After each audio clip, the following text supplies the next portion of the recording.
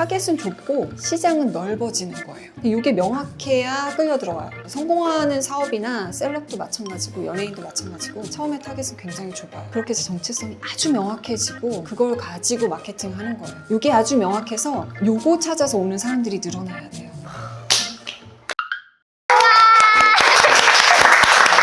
이렇게 누추한 곳에 교수님이 와주셨어요.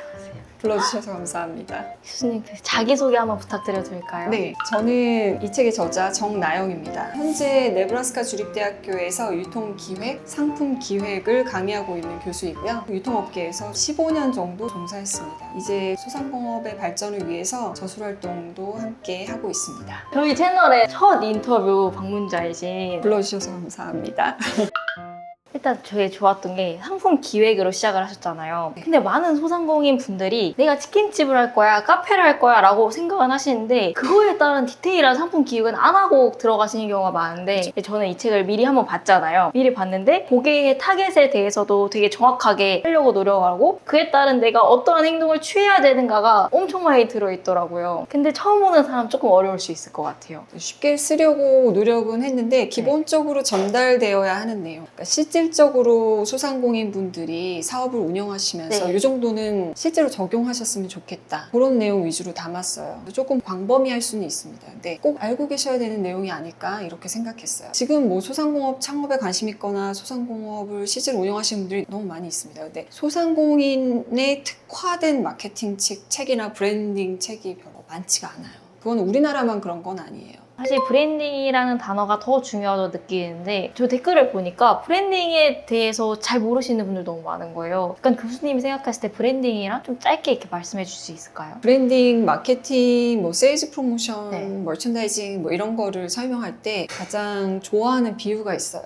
누가 무엇을 어떻게 누구에게 파느냐. 마치 육하 원칙처럼 그렇게 놓고 본다면 누가에 해당되는 게 브랜드거든요. 그리고 무엇을이 상품기획, 머천다이징이고 누구에게 어떻게 파느냐는 마케팅이에요. 사실은 그 세 개는 굉장히 연계되어 있지만 별개의 컨셉이에요. 근데 실제로 운영하시다 보면 혼용이 되고 그래서 구분이 좀 어렵지만 그게 구분이 명확하게 어떤 측면에서 되는지를 아시면 훨씬 전략 짜기가 쉬우세요. 그래서 브랜딩은 내가 가진 상품이나 서비스가 저 판매자가 가진 상품이나 서비스와 구별되는 특징을 갖게 하는 것. 그게 브랜드예요. 이건 제가 내린 정의는 아니고 미국 마케팅 협회에서 내리는 정의예요. 그 안에는 얼마나 다양한 요소들이 포함되어 있겠어요. 뭐 유형의 요소들, 무형의 요소들. 근데 보통 우리가 말하는 건 로고, 마크 정도? 브랜드 맞아요. 네임 정도가 브랜드로 알고 있어요. 그게 브랜딩이지 이렇게 생각하는데 그 안에 상품도 사실 브랜드 자산의 하나고요. 그 안에는 무형의 브랜드 자산 요소가 더 많아요. 어떤 가치를 전달하고자 하는 건지, 어떤 혜택을 주고자 하는 건지, 또 어떤 특징과 어떤 정체성을 가지고 있는지 뭐 이런 것들이 전부 기획이 먼저 돼야 되는 거죠. 그게 브랜드죠. 저는 약간 흔히 막 브랜드 기획을 한다 했을 때 제일 먼저 하는 게 약간 로고 좀 있어 보이게 만들고 슬로건 이렇게 한 줄로 좀 있어 보이게 만들고 그런데 그거보다 육하원칙에 맞게 내 사업을 어떤 걸 팔지를 정의해 보라고 하면은 사실 그게 브랜딩이라고 생각을 하면 되겠네요. 그래서 이제 브랜딩이 내가 어떤 사람인지를 묘사하는 것과 같아요. 그래서 나라는 사람이 이 상품을 어떻게 팔 것인지 이게 마케팅인 거죠. 그러니까 보통 마케팅도 세일즈 프로모션만 마케팅으로 보시는 분들도 많아요. 네. 마케팅도 사실은 좀 광범위합니다. 근데 마케팅은 더 중요한 게 동향의 변화, 트렌드의 변화에 따라서 정의가 바뀌어요. 브랜드의 정의는 변화하지 않아요. 그러니까 정의를 내리는 뭐 기관은 다양합니다. 근데 네. 뭐 대표적으로 미국 마케팅 협회에서 시기별로 브랜드든 마케팅이든 뭐 이렇게 정의를 만약 바뀔 때는 어나운스를 합니다. 공지를 하거든요. 근데 마케팅은 유독 바뀌어요. 1960년대 미국 마케팅 협회에서 정의를 딱 내렸어요. 뭐라고 내렸냐면 상품과 서비스를 판매자에서 구매자에게 전달하는 과정이다 그랬거든요.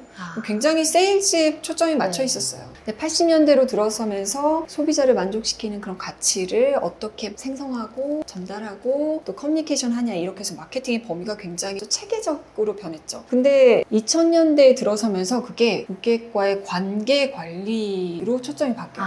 그래서 관계 지향적이 돼요. 그래서 우리가 그때 CRM이 나오는 거고 네. 경험 마케팅이 나오는 거고 개인화 마케팅이 나오는 거예요. 아, 이제 소통의 시대로 갔으니까. 그렇죠. 그러니까 고객과 관계를 맺지 않고는 네. 할 수 없는 시대가 된 거죠. 2000년대 들어서는. 그러니까 이렇게 어떻게 바뀌는지 동향을 알고 마케팅은 활동 자체가 바뀌어요. 그러니까 우리가 흔히 말하는 땡땡 마케팅. 이건 사실 굉장히 바뀌잖아요. 우리가 이제 그 예전에 뭐 80년대 하던 마케팅 기법을 쓰지 않잖아요. 그렇죠. 그런 것처럼 그거에 맞춰서 사실은 좀 변화해야 돼요. 지금 사실 2017년도에 또 새로운 정의가 나왔거든요. 그래서 좀 더 이 이해관계자의 범위가 넓어졌어요. 즉, 소사이어티, 사회까지도 마케팅의 범주에 들어가요. 근데 좀 아쉬웠던 게 많은 분들이 저도 그랬지만 내 제품이 좋은 거에 대해서만 너무 나열을 하시는 것 같아요. 근데 사람들은 어려운 거 못 듣잖아요. 맞아요. 막생 판매자분들은 막 카페로 치면은 우리 커피와 원두 이런 거 팔아, 우리 기계 이런 거 써, 우리 매장 뭐 이렇게 좋아, 이런 식으로만 말을 하니까 소비자가 너무 버거운 것 같아요. 그쵸. 그래서 저는 개인적으로 이게 처음에 창업을 하시는 분들한테 좋다라고 느낀 게 이런 거에 대해 이미 정의를 하고 들어가면은 훨씬 쉽잖아요. 맞아요. 근데 아까 초반에 말씀해 주셨는데 많은 이제 초보 창업가분들이 이런 거에 대해서를 인지를 아예 못 하시고 계시고 나중에 막상 차리고 난 다음에 말씀드리면 그때부터 괴리감이 더 커지니까 맞아요. 그래서 책을 약간 홍보해 주셔야 되지 않을까.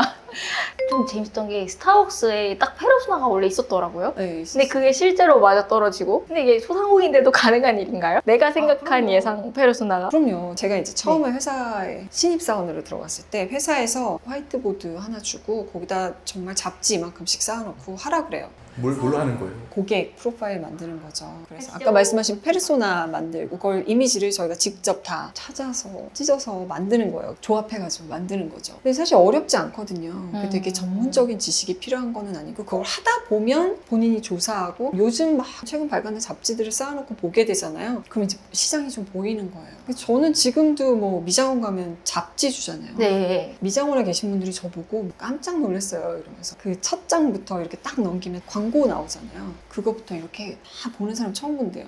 이게 트렌드잖아요. 트렌드죠. 요즘 소비자를 가장 많이 반영하거든요. 근데 어렵지 않아요. 그거는 뭐 누구한테 의뢰를 하거나 그럴 필요도 없는 거예요. 내가 찾고 있는 소비자를 정확하게 표현해보는 거죠.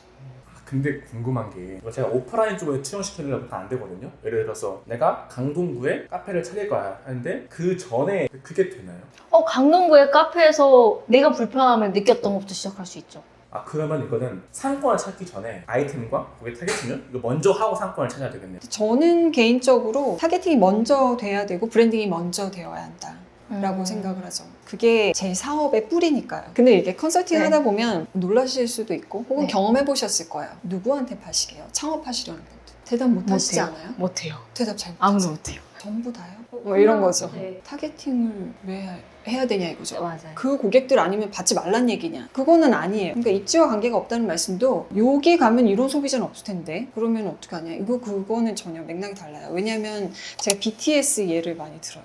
가장 네. 이해도가 빠르니까. BTS가 지금 남녀노소가 좋아하잖아요. 네. 저도 좋아하는데 BTS가 처음부터 모든 일을 타겟으로 하지 않았을 거란 얘기죠. 맞아요. 타겟으로 삼은 자기의 이 팬층은 굉장히 좁았을 거예요. 그랬을 거라고 확신해요. 저도 처음에 들었던 그 BTS가 본인의 경험과 그때를 살릴 수 있는 그 가사를 되게 많이 써서 그 또래 친구들이 되게 좋아했다라고 하더라고요. 그렇죠. 그래서 저는 확실한 게 대기업도 모든 사람을 가지고 타깃을 하진 않잖아요. 않아요. 내가 어떤 제품을 만들든 간에. 근데 왜 여기 우리 주변에 있는 오프라인 매장들은 그렇게 모든 사람을 타깃으로 하려고 할까가 제일 아쉬운 부분이었죠. 타겟은 좁고 시장은 넓어지는 거예요.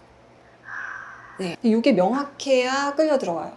이게 명확하지 않으면 끌려 들어갈 이유가 없어요. 성공하는 사업이나 셀럽도 마찬가지고 연예인도 마찬가지고 처음에 타겟은 굉장히 좁아요. 그렇게 해서 정체성이 아주 명확해지고 그걸 가지고 마케팅을 하는 거예요. 근데 시장을 넓히는 마케팅을 하죠. 타겟이 흔들리는 게 아니에요. 브랜딩이 흔들리는 것도 아니고 브랜드 정체성이 흔들리는 것도 아니고 이게 아주 명확해서 요거 찾아서 오는 사람들이 늘어나야 돼요. 다 대상으로 하는 가게 들어가겠어요? 아니.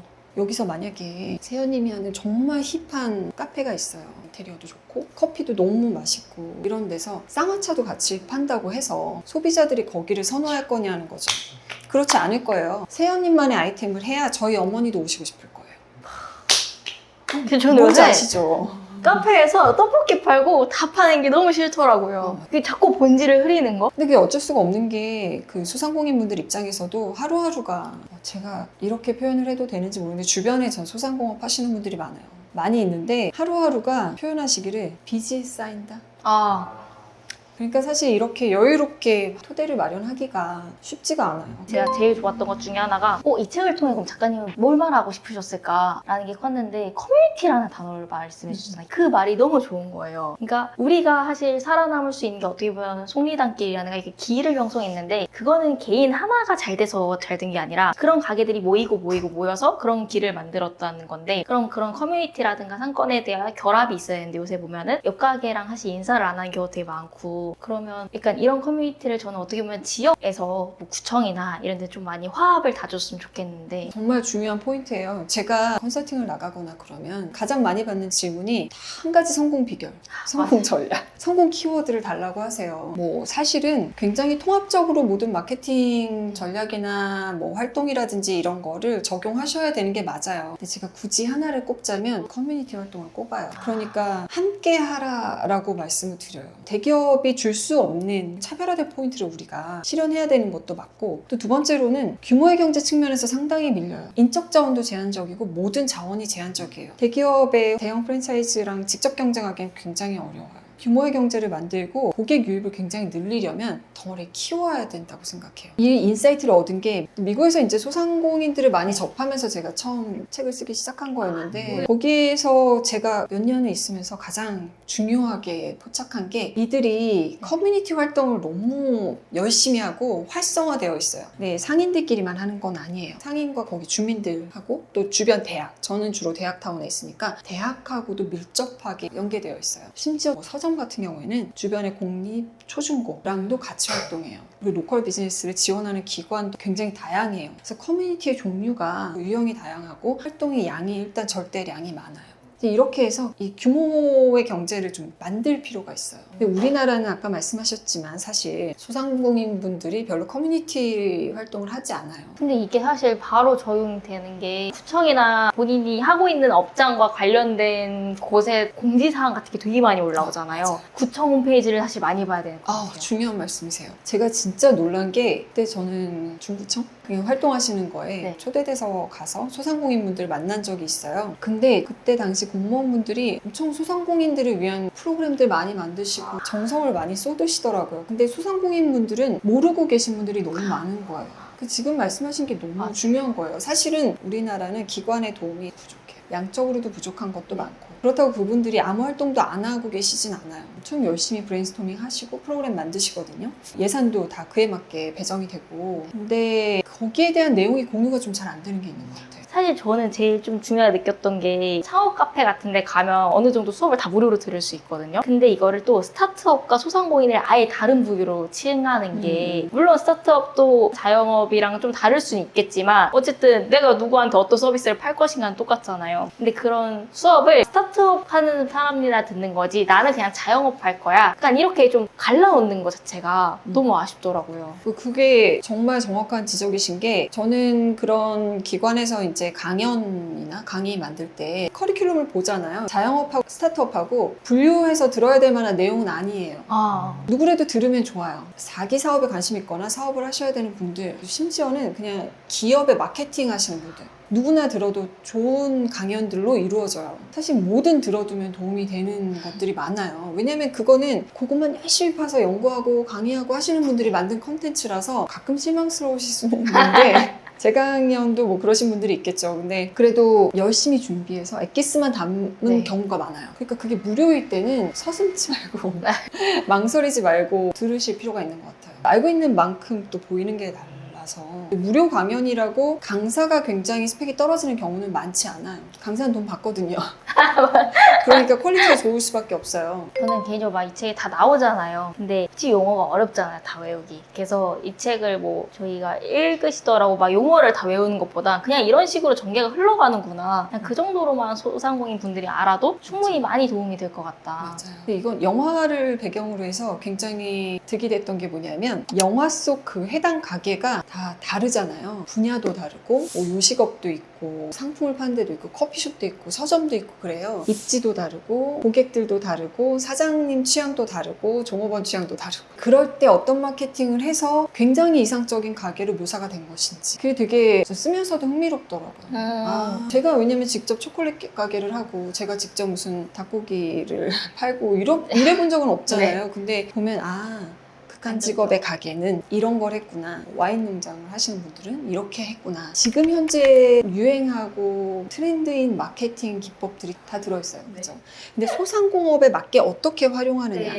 우리가 크라우드 소싱 마케팅 하면 어렵게 어려워요. 들렸는데 뭐 대기업만 하는 건가 이렇게 들렸는데 사실은 자료를 찾아보면 크라우드 소싱은 소상공업이 하기가 훨씬 더 유리해요. 저는 그 이유가 개인의 경험을 스토리텔링 하는 크라우드 펀딩이 잘 되잖아요. 대기업이 당이 없는 초콜릿을 만들었다는 것보다 우리 아이에게 먹일 걸 내가 만들었어요 라고 하면 사람들이 훨씬 열광한단 말이에요. 그래서 더 자기의 스토리를 사람들한테 많이 알려야 되는 것 같아요. 근데 이런 단어들이 생소하다라는 게 아쉬우니까 막 강의라든가 이런 것들 좀 많이 들으셨으면 좋겠다. 그렇죠. 근데 문제는 창업하기 전에. 창업하기 전에. 창업을 하면 시간이 없어요. 그러니까. 아무것도 할 수 없어요. 그럼 어디 나가실 수도 없더라고요. 무료 강의를 들으러 시간을 비운다? 문을 닫고?